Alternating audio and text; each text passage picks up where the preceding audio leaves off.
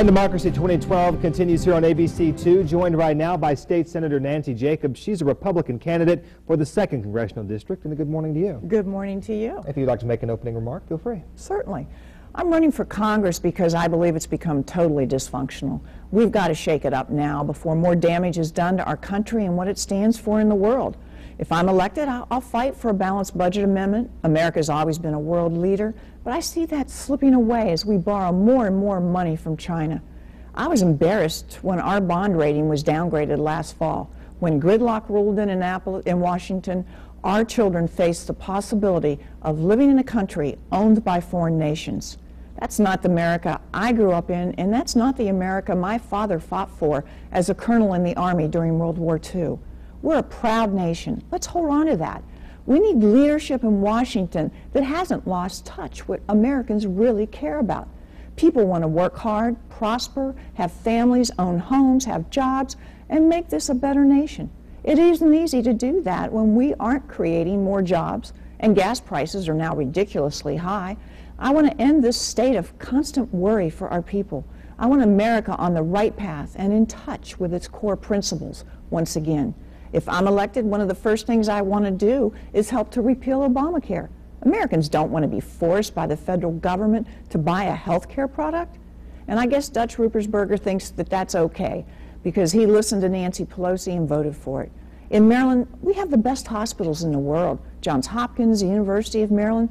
How would it be like if you had a family member who's stricken by a horrible illness and needs the best possible care? With Obamacare, you might be prevented from choosing that.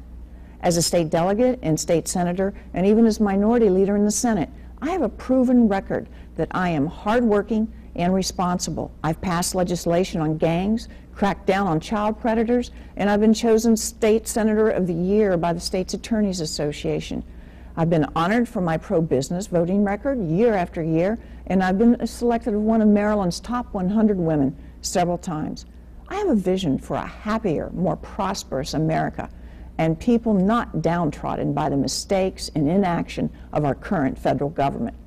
Please vote for me. I'm tested and trusted, and I think it's time. And a few questions for you this morning. You actually talked about the serious economic recession we've been in the past few years. Specifically, what would you do toward moving toward correcting that? Well, there's a number of things that we can do. One is we need to repeal Obamacare. We need to work hard on jobs. We need to bring jobs back. And we do that by getting government out of the way. That's not something we've done.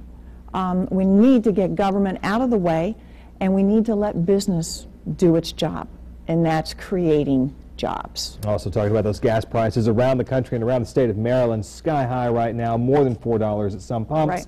What do you do to bring it down? Well, everybody's feeling the pain. It went up 15 cents in the last couple of weeks. I just couldn't believe it. It cost $60, $70 to fill up your tank.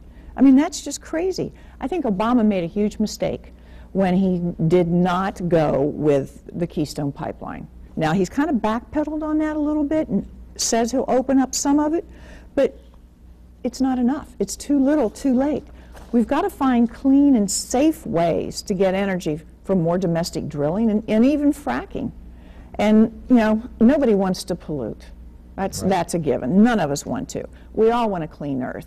But we shouldn't attempt to please the left-wing radicals with things that are going to take years, like solar and wind, to work on. We have 60 seconds with you here now. International relations for you. Iran's been making headlines here in the country.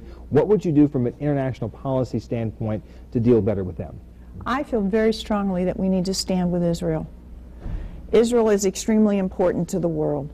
And if Iran gets weapons of mass destruction, they're not only a major threat to Israel, it's a game changer. It's a game changer for the whole world. I think we've got to leave every option open. And if the sanctions don't work, we have to go back and we have to look at the potential of military actions.